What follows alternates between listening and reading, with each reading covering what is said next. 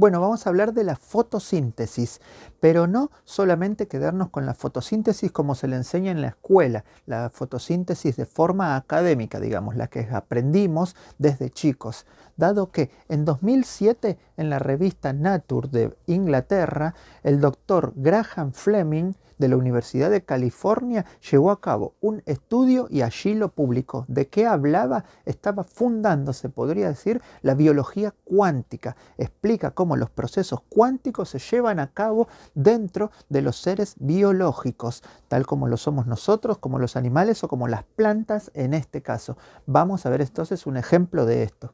Primero, cuando hablamos de fotosíntesis, ¿qué estamos hablando? De la sintetización, de cómo a través de la luz, el agua y el dióxido de carbono, la planta genera su propia comida, su propia energía para mantenerse viva, para reproducirse, para crecer, para generar biomasa. Ahora, este proceso, ¿qué hace entonces? Convertirlo inorgánico en orgánico para su provecho. De esta forma tenemos entonces que la biología clásica, la de manual, digamos, la de la escuela, nos enseñaría lo siguiente entonces, ¿no? Que el sol aporta energía, que esta energía es utilizada por la planta para, con el uso del agua que toma del medio ambiente, como del dióxido de carbono, generar tres cosas. Por un lado, un tipo de azúcar, la glucosa, la cual sería su alimento. Por otro lado, el desecho, que sería el oxígeno, aquel que nosotros respiramos. Y por último, genera la energía, de tal forma que esta energía sea la que ella utiliza para llevar a cabo sus procesos biológicos, para mantenerse viva y alimentarse a través de estos. Pero ¿dónde entra entonces, como dijimos, la parte cuántica para fundar la biología cuántica de la que hablaba, por ejemplo, el señor Graham Fleming? Bueno, en lo siguiente, como dijimos, llega la luz del sol. ¿Cómo? A través de fotones. Estos fotones serían la energía que recibe la planta del medio ambiente, ¿no? Entonces tenemos que cuando el fotón llega a la planta, llega al cloroplasto. Si miráramos, por ejemplo, a través de un microscopio, veríamos distintos compartimientos en una hoja, por ejemplo. Dentro de esa hoja están los cloroplastos, unas pelotitas verdes que se ven flotando. Dentro de estas pelotitas verdes son color verde porque tienen clorofila. Todas las plantas que llevan a cabo este proceso, el de la fotosíntesis, tienen clorofila, por eso se ven verdes. Incluso hay plantas que pueden ser de otro color, por ejemplo rojas, pero si se las corta en pedazos pequeños y se las introduce en agua a hervir, en este hervor la clorofila sale, quedando la hoja con su color original, por ejemplo rojo. Sin embargo, el agua queda verdosa porque la clorofila salió allí. Por lo tanto, no importa el color de la planta, todas las que lleven a cabo la fotosíntesis es a través de la clorofila, de color verde. Es así entonces que el fotón ingresa a aquello que se llama cloroplasto, un orgánulo se podría decir dentro de la célula vegetal. Allí encontramos la clorofila, una pelotita, podríamos decir, de color verde para simplificar. Ahora, dentro de la clorofila, en su compuesto, entre otras cosas, se encuentra el magnesio. Vamos a concentrarnos allí entonces en un átomo de magnesio.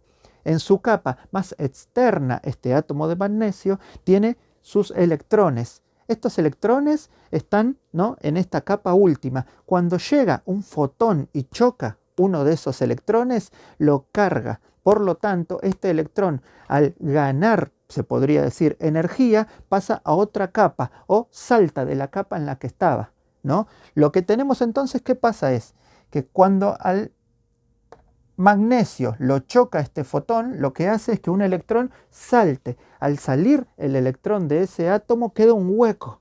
En este hueco se puede decir que al perder un electrón que es de carga negativa, lo que hicimos es crear una carga positiva. Entonces queda un hueco de carga positiva y un electrón que salió y sigue teniendo carga negativa. Ahora, ¿qué tenemos? Pensemos lo siguiente, ¿no? Que eso sería el concepto de una pila. Esto se llama el excitón, dado que está excitado y tiene una carga desde este momento. Podríamos entonces considerarlo una pila, con su parte positiva, el hueco donde falta un electrón, y la parte negativa, el electrón que sigue teniendo carga negativa. Así, positivo y negativo, creo una una batería, podríamos decir, lo que se llama excitón. Ahora, este excitón lo que es un portador de energía, por lo tanto, va a ir a parar a donde se esté necesitando esta energía para llevar a cabo todo el proceso de fotosíntesis, como dijimos.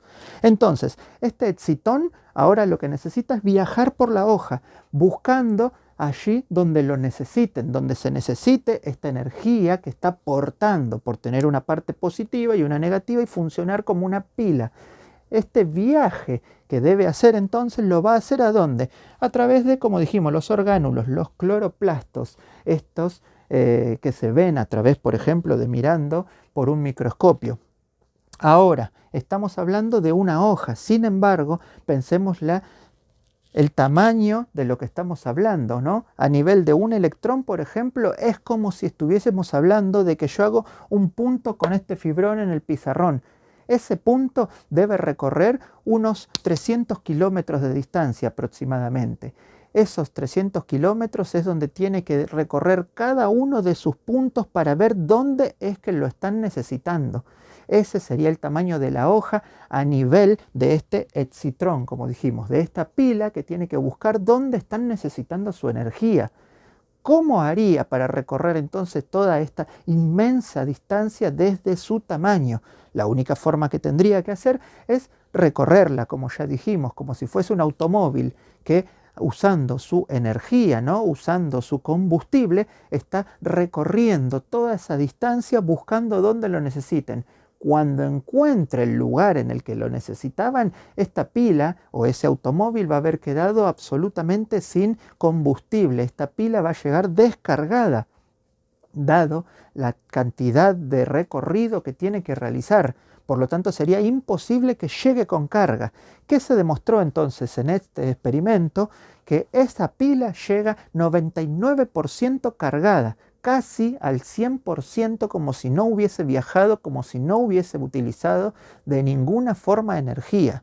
¿Qué pasa entonces acá? ¿Cómo es que realizó el viaje sin gastar energía, dado que no existe ese recorrido sin deber gastar energía? Este recorrido entonces se supone que no lo realizó. Lo que está comprobado científicamente es lo siguiente, que este excitón, esta pila de la que hablábamos, para llegar a aquel lugar donde la necesitaban, que se llama el centro de reacción, donde necesitaba depositarse la pila para usar su energía, llegó cargada al 99%. ¿De qué manera? No viajó físicamente, sino que este excitón en un momento se generó como una especie de ondas. Estas ondas ocuparon todo el espacio de la hoja. ¿Qué queremos decir? Que hubo una superposición cuántica que estuvo en todos los lugares al mismo tiempo, comportándose como una onda que viajó por toda la hoja. Pero al no ser de una forma material, de una forma física, sino que tuvo un comportamiento cuántico, estuvo en todos lados a la vez, pero a la vez en ninguno. Por lo tanto, no gastó energía. Esto se llama coherencia cuántica. Estuvo coherentemente, estuvo en todos los lugares a la vez, siendo esta misma pila, pero multiplicada por muchas veces, ocupando todo el territorio de esta hoja. Cuando encontró, comportándose de esta manera, teniendo una superposición cuántica en donde la necesitaban, se colapsa en ese lugar. Entonces este colapso es que no era algo material, sino que sería una especie, por ejemplo, de fantasma. Es como una forma fantasmagórica de ser de este excitón, como dijimos, ¿no? Por lo tanto, estuvo en todos lados averiguando dónde lo necesitaban. Encontró dónde lo necesitaban. Entonces, en ese momento recién se decide obtener de alguna forma la información que es ese lugar, que es ese centro de reacción o que es ese cloroplasto en particular en una parte de la hoja donde lo necesitan. Allí es donde sí comienza un viaje y este viaje va a gastar un mínimo de energía. Sin embargo, va a gastar el mínimo posible. ¿Por qué? Porque al haber ya estado en todos los lugares y por ende también en ese, sabe exactamente cuál recorrido es el más conveniente, cuál recorrido es el más corto, el más directo para gastar la menor cantidad de energía posible. Entonces, ¿cómo sabe esto? Porque ya recorrió todos los caminos posibles, los analizó y eligió el correcto, eligió el más eficiente, el que menos energía consume. Así, entonces es como este excitón, esta pila que se generó, llega a donde debería con el 99% de su carga, casi el 100% de eficiencia.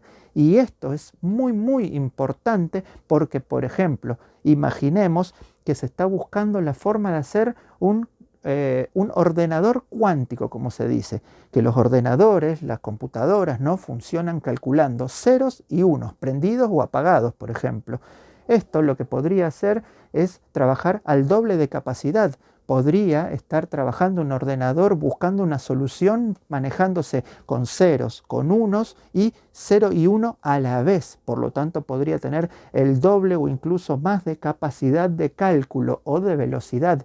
Imaginemos los paneles solares. Si encontraran cómo la hoja lleva a cabo ese proceso, los paneles solares podrían absorber el sol y entregarnos el 100% o por lo menos 99% como la hoja de la energía obtenida. Sin embargo, los paneles solares calientan muchísimo. ¿Por qué? Porque la gran mayoría, un 80% de su capacidad, la despide a través de calor, por el motivo de que solamente absorbe la luz que nosotros podemos ver, la luz que nosotros utilizamos para ver los objetos, la visible para nosotros, es la única que recibe este panel. Por lo tanto, los rayos, ya sea infrarrojos o ultravioletas, lo traspasan y pasan de largo, no son aprovechados. Si descubrieran cómo trasladar la capacidad que tiene una hoja, por ejemplo, a un panel solar, el panel solar absorbería el 100% de la energía, convirtiéndolo, por ejemplo, en electricidad. Las computadoras cuánticas, como dijimos, para hacerlas funcionar mínimamente a niveles cuánticos que igualmente todavía están fallando, se necesita llevarla a lo que se dice el cero absoluto. En centígrados, por ejemplo, sería a menos 273 grados centígrados, totalmente congelados para que tengan la menor cantidad de energía posible y estén lo más quieto posible estos átomos. Por otro lado, debe estar en un vacío absoluto, encerrados en una cámara de vacío, dado que esta cámara de vacío hace que haya coherencia dentro de ese ambiente controlado. ¿Cómo hace la hoja entonces? Por un lado, para estar a la luz del sol. Por lo tanto, no hay ningún tipo de frío, todo lo contrario. Aprovechan la luz del sol porque se exponen lo más que pueden al sol para aprovechar al máximo esta luz. Y por otro, es una hoja que puede estar en un árbol dentro de un bosque de millones de árboles, de millones de hojas. Así no hay ningún tipo de ambiente controlado y bajo este ambiente, sin ningún tipo de control y bajo el abrasador calor del sol, esta hoja logra obtener el 99% de energía recibida para su beneficio. Por lo tanto, esta biología cuántica es la nueva manera de la que van a descubrir cómo aprovechar, por un lado, al máximo las capacidades que nos ofrecen, por ejemplo, energías renovables como el sol, y por otro lado, descubrir de qué manera viajan, por ejemplo, la información, como la contenida en un fotón, de qué manera esa energía puede recorrer la hoja y no moviéndose, sino a través de esta coherencia cuántica, a través de esta superposición de estar en todos lados y luego decidir dónde querer estar, cómo llegar directamente a uno por el camino más directo posible, por lo tanto gastando la menor energía o siendo lo más eficiente posible. Esta es la última tendencia en cuanto a las investigaciones sobre la biología. Se le agregó la palabra cuántica porque la biología cuántica es la que va a estudiar cómo funciona la física cuántica y sus leyes tanto en una hoja, en un animal e incluso en nosotros mismos. Pensemos que nuestra mente es pura energía. Nuestra mente actúa bajo las reglas que aún no conocemos de la física cuántica. Así que es de eso de lo que vamos a seguir hablando en otros videos. Por el momento nos despedimos y quédate pensando en ello. Lo que estamos buscando con los superordenadores y aún no se consigue, las plantas lo están haciendo en cada una de sus hojas hace millones de años. Esta es la sabiduría de la biología cuántica.